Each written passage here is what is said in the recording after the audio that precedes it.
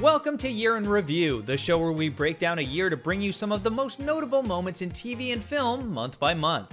The 80s were a decade when Hollywood thrived. A bunch of now classic sitcoms were just starting up. "I'll be back" became Arnold Schwarzenegger's signature catchphrase, and Eddie Murphy was in the year's highest grossing film. And the year made such an impact on Hollywood that it continues to sneak itself into modern day films and series alike. Just think American Horror Story 1984, Summer of '84, Stranger Things 2, and of course Patty Jenkins' Wonder Woman 1984, just to name a few. So, what was it about this year that cemented its place not only in Hollywood, but as a prominent year in pop culture history? Let's take a trip down memory lane to find out. Here's your Year in Review, 1984 edition. In a year that was full of blockbuster hits, the year didn't really get going until February with the release of Footloose.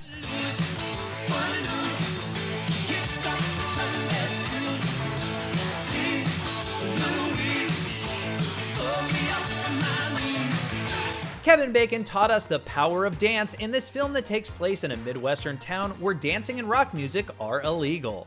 Let's dance! Footloose tells the story of Ren McCormack, a teenager raised in Chicago that moved with his mother to the small town of Beaumont to live with his aunt and uncle. Soon after arriving, Ren, who's a music fan, learns that the city council has banned dancing and rock music in their town. Ultimately, after falling for the local reverend's daughter and making friends with his senior classmates, Ren goes before the city council and fights to repeal the dancing rock music law. He does so with the hopes that his class can enjoy a prom. That's it, man. What? What's it? A dance. What? A dance! We could have a dance! You know a dance? You know dance? Hey, you know what I mean? Dance! Hey, Rob, come on, stop it! You're gonna get me angry, man! We're gonna turn this town upside down! Stop it! The plot of the film is loosely based on real-life events that occurred in the small town of Elmore City, Oklahoma. Dancing was banned for almost 100 years in this city. The ban was finally lifted in 1980 when the graduating class made history by getting permission to dance at the prom. From the oldest of times, people danced for a number of reasons. They danced in prayer, or so that their crops would be plentiful, or so their hunt would be good. And they danced to stay physically fit and show their community spirit. And they danced to celebrate. Critics say there's not much dancing, but what's there is great. The rest of the time, Footloose is a nice hunk of trashy teenage cheese. But with an audience score of 71%, audiences don't seem to agree with critics on this one.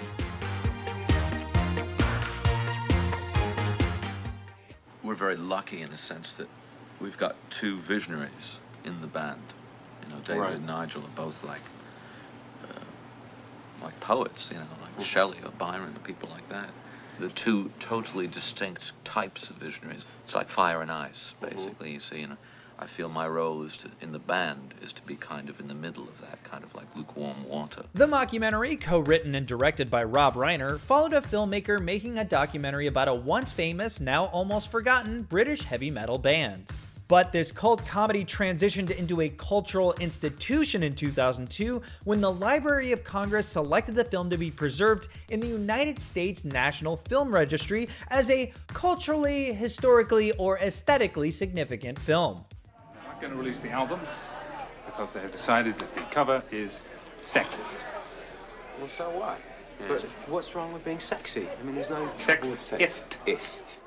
Critics say, smartly directed, brilliantly acted, and packed with endlessly quotable moments, This Is Spinal Tap is an all-time comedy classic. This is a top to, what we use on stage, but it's very, very special because if you can see, the numbers all go to 11. Look, right across the board. 11, 11, and most of 11, the and then amps go up to 10. Exactly. Does that mean it's louder? Is it any louder? Well, it's one louder, isn't it?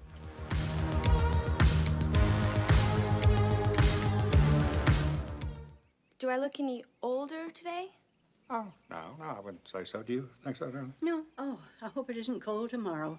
You know Jenny. Oh, She'll it's not refuse gonna to be wear a cold, hat for and heaven's coat over sakes. her wedding dress. Well, if she does, you mustn't bug her because Well, I'm not a gonna girl bug does her, not no. hold I'm her. gonna go set myself up in Mike's room, so I'll see you guys later.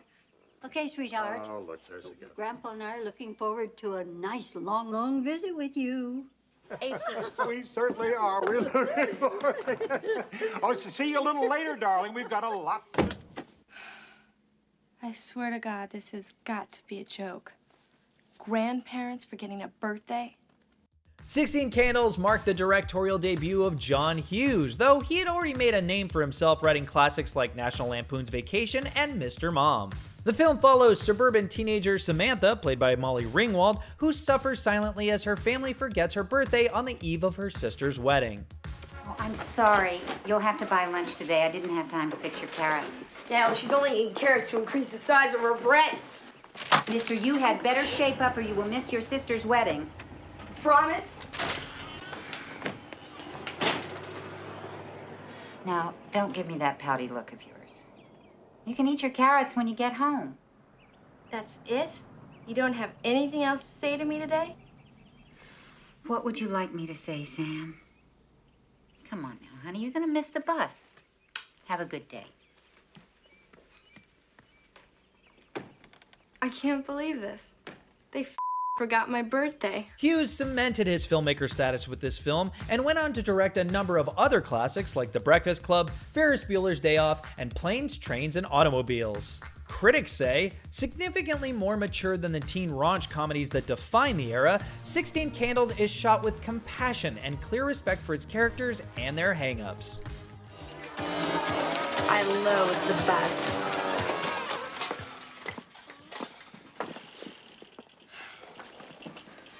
There has to be a more dignified mode of transportation. Hope you get a car for your birthday and a license. Let's not hold our breath. Score, a direct hit. On second thought.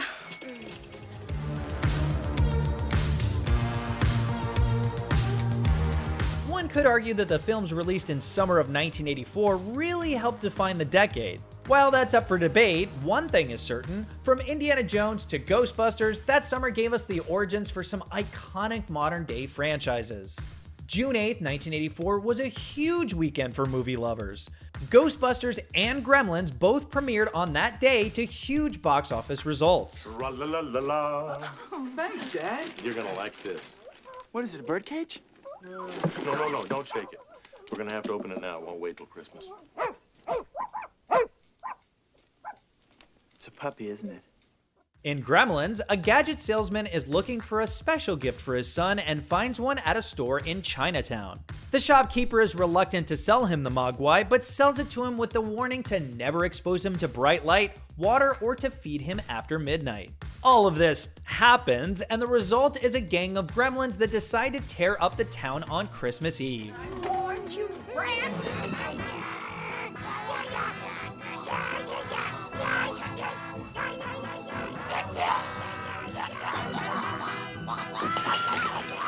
And Gremlins Secret of the Mogwai is hitting HBO Max this year. The animated fantasy television series will consist of 10 episodes and serve as a prequel to the 1984 film and its 1990 sequel, The New Batch. Critics say, whether you choose to see it as a statement on consumer culture or simply a special effects heavy popcorn flick, Gremlins is a minor classic. We came, we saw, we kicked its ass. Did you see it? What is it? We got it! What is it? Will there be any more of them? Sir, what you had there was what we refer to as a focused, non-terminal repeating phantasm, or a Class 5 full-roaming vapor. Real nasty one, too. Ghostbusters was the second highest grossing film of the year, making over $295 million. The Certified Fresh film was also nominated for 2 Academy Awards, Best Visual Effects, and Best Music. And while it didn't take home the trophies, it has left a lasting legacy on Hollywood, creating its own franchise spawning 4 films, 3 television series, and its own comic book series. It's right here, Ray. It's looking at me. He's an ugly little spud, isn't he? I think he can hear you, Ray. Don't move. It won't hurt you.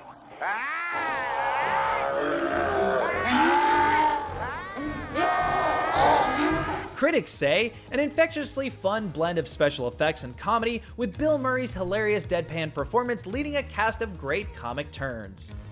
And speaking of franchises, we can't forget to mention The Karate Kid, which first hit theaters back on June 22nd, 1984. Us make sacred pact. I promise teach karate. That's my part. You promise learn. I say you do. No question. That's your part. Deal? Steal? This beloved film was the beginning of the far-reaching Karate Kid franchise, which now has 3 sequels, a 2010 reboot, and a Netflix sequel series, Cobra Kai, which picks up where the original movies left off. Finish him!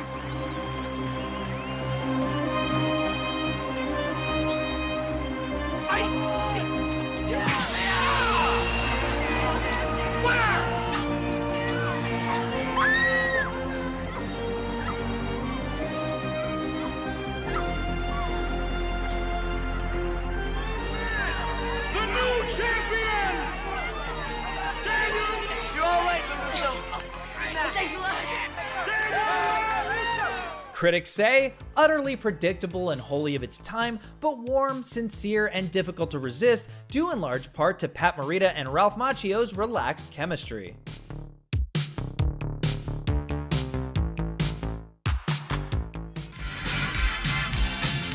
Prince in his first motion picture. Another thing that was big in 1984? Music. Michael Jackson's Thriller was at the top of the music charts, Bruce Springsteen released Born in the USA, and everyone was still dancing to the Footloose soundtrack.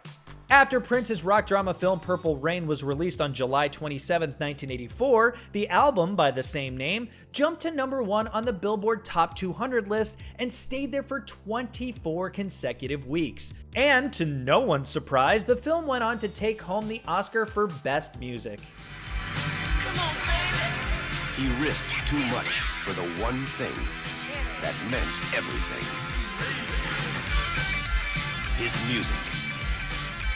Critics say Purple Rain makes for undeniably uneven cinema, but it's held together by its star's singular charisma, not to mention a slew of classic songs.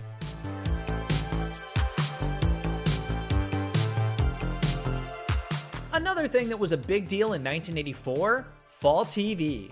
September 1984 welcomed some groundbreaking new TV shows to the mix, including Miami Vice, Who's the Boss, and Punky Brewster. How long will it take you to get ready? I'm always ready.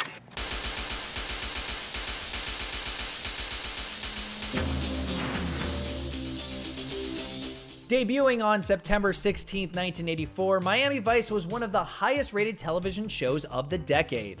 The show was a hip drama about a pair of high-style detectives that added neon and attitude to the genre and drew huge numbers. A prime example of 80s flash, it influenced fashion, music, and other TV series, and was the show du jour for pop stars and celebs seeking guest shots. What is this scum to you? A motto leads us to certain factions. Look, we're not here to play 20 questions. We're here for a motto. Release him. He's their end of a conduit. Through him, certain factions in Central and South America are supplied without embarrassing us. Supplied? Guys like Dupas? Yeah. Give me the key. Lieutenant.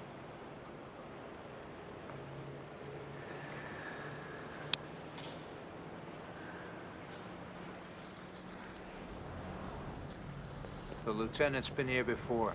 He knows how it goes.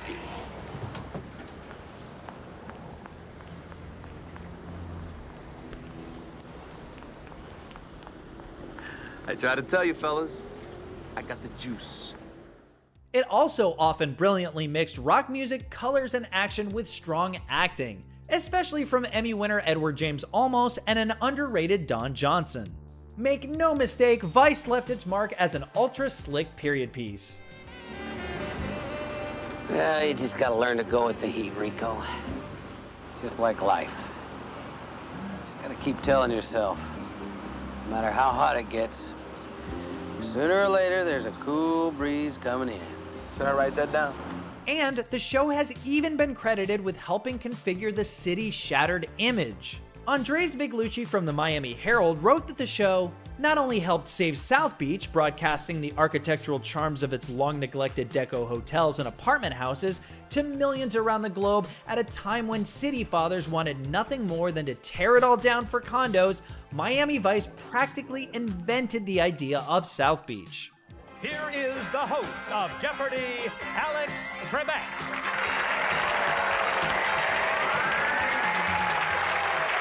Thank you very much, ladies and gentlemen. On behalf of all of us, welcome to America's favorite answer and question game, Jeopardy. You know how we play it. We provide the categories and the answers, and it's then up to our contestants to give us the right questions.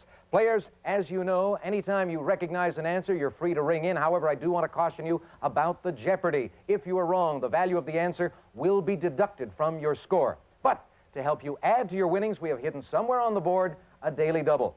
If you're lucky enough to uncover that, then you'll have a chance to double any or all of your winnings up to that point in the round. And it's very important that you try to win as much money as possible, because only the player with the most cash at the end of the day will wind up keeping his or her winnings. If you're all set to begin, pick up your signaling buttons, but do not ring in until the answer is fully exposed. If you're ready, then let us play Jeopardy!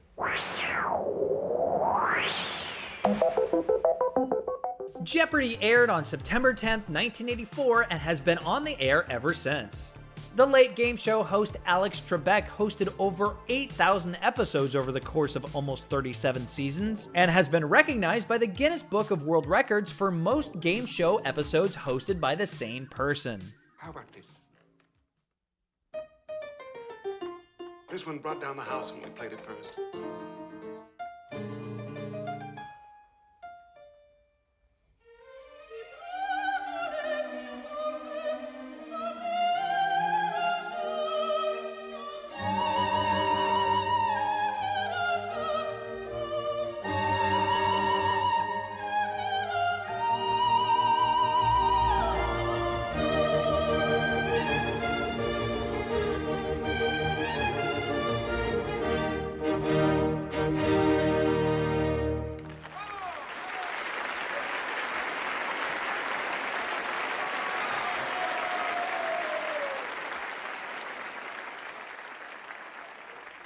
Arguably one of the most critically acclaimed films to come out in 1984 was Amadeus. The film follows the life, success, and troubles of Wolfgang Amadeus Mozart, as told by Antonio Salieri, the composer who is insanely jealous of Mozart's talent and claimed to have murdered him. The Certified Fresh film won 4 Golden Globe Awards, 4 BAFTA Awards, and 8 Academy Awards, including Best Picture. The film is certified fresh with a 93% on the Tomatometer. Critics say a lavish, entertaining, powerful film about the life and influence, both positive and negative, of one of Western culture's greatest artists. This was no composition by a performing monkey. This was a music I'd never heard. Filled with such longing, such unfulfillable longing. It seemed to me that I was hearing the voice of God. Excuse me. But why? Why would God choose an obscene child to be his instrument? Hey, look, Miss Rosini, you gotta admit, this neighborhood is falling apart. I mean, look at Samantha. When she starts coming home with black eyes, I think it's time for me to get out. Hey, that's because there were 3 of those guys there. And anyway, I got one guy sneezing out of his ear. How are you going to support yourself, huh? Oh, hey, Miss Rosini, I got a great job at a great place. It's all green with picket fences. But you always said you loved New York. Yeah, but I love my daughter a lot more. Hey, Miss Rosini, take care of yourself, okay? You too, Tony. Bye-bye. Who's the Boss was a popular and progressive family sitcom in its depiction of a modern family in the 80s with the reversal of gender roles and stereotypes. The show starred Tony Danza as a retired Major League Baseball player who relocates to Fairfield, Connecticut to work as a live-in housekeeper for a divorced advertising exec played by Judith Light. Morning. May I help you? Well, if you're Angela Bauer, I'm here to help you. I beg your pardon. I'm Tony Maselli. I'm here about the job. Oh, I'm sorry. There must be a mistake. This job is for a housekeeper. That's me, Mr. Goodmop.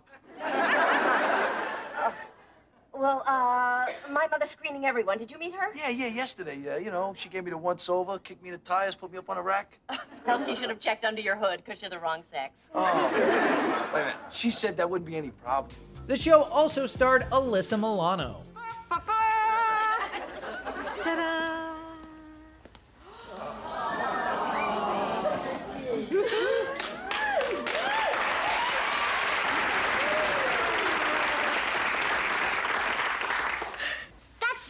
Dress. Isn't she gorgeous? Don't you like it, Dad? You look so grown up. The show went on for 8 seasons on ABC and averaged 33 million viewers per episode. The show was also recognized with 10 Emmy nominations and 5 Golden Globe Awards. Tony Danza and Alyssa Milano are also on board to reprise their roles as the iconic father and daughter duo Tony and Samantha Micelli. The show will take place 30 years after the events of the original series. You're saying that whoever tried to kill you is one of your guests? Murder, She Wrote was one of the most successful weekly series of its time. The show followed a feisty widow who solves murders when she's not writing about them in her hometown of Cabot Cove, Maine, a fictional coastal community with an unusually high homicide rate. During its impressive 12 seasons, the hit CBS show won 6 Golden Globe Awards and was nominated for 41 Emmy Awards. Critics say Murder, She Wrote strikes the tightrope balance of wholesome murder mysteries, with a marvelous Angela Lansbury proving to be the perfect foil for tasteful investigations into heinous crimes.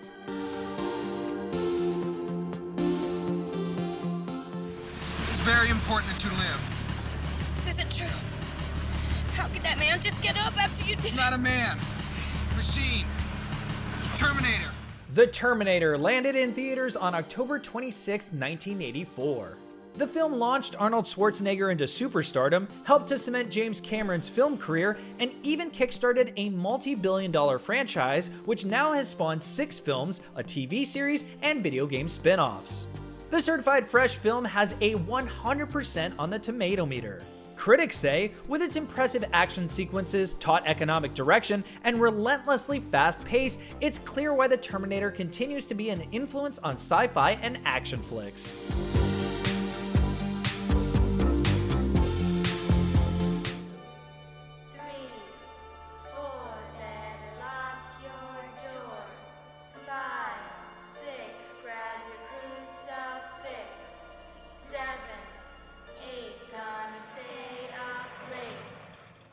Horror history was made in November with the release of Wes Craven's Nightmare on Elm Street.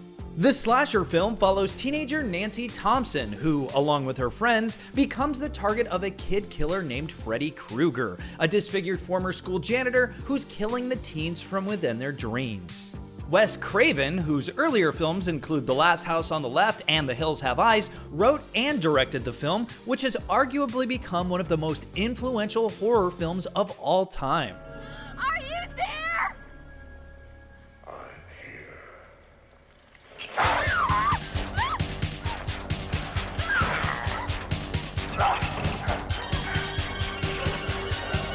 Robert Englund, who played Freddy Krueger, went on to play the iconic villain for nearly 20 years in 8 movies and a TV show.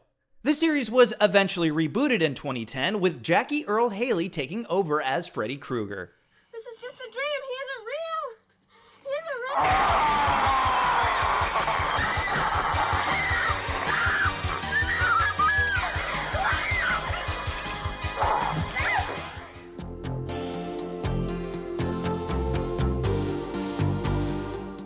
Thank you. Hi. Nervous, some people, huh? May I help you? Yes, you have a reservation for an Axel Foley? Well, let's see. I'm sorry, I don't see anything under that name. Check Rolling Stone Magazine's Axel Foley. That's what it is. No Rolling Stone, no Axel Foley. I'm sorry, sir.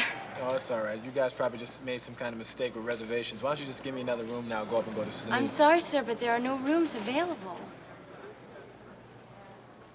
Don't you think I realize what's going on here, miss?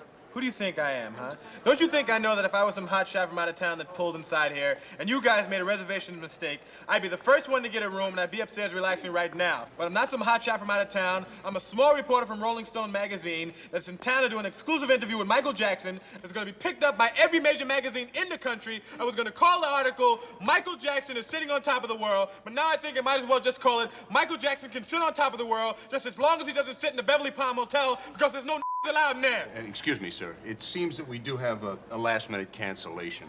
There is a room available. It's a suite, but I'll only charge you the single room rate. The buddy cop movie was the highest grossing film of the year, earning more than $316 million at the worldwide box office. The film was so popular, it also won a People's Choice Awards for Favorite Motion Picture and was nominated for Best Screenplay at the Oscars. The Certified Fresh film has an 83% on the Tomatometer and even landed on AFI's 100 Funniest American Movies of All Time. Critics say the buddy cop movie continues its evolution unabated with this Eddie Murphy vehicle that's fast, furious, and funny.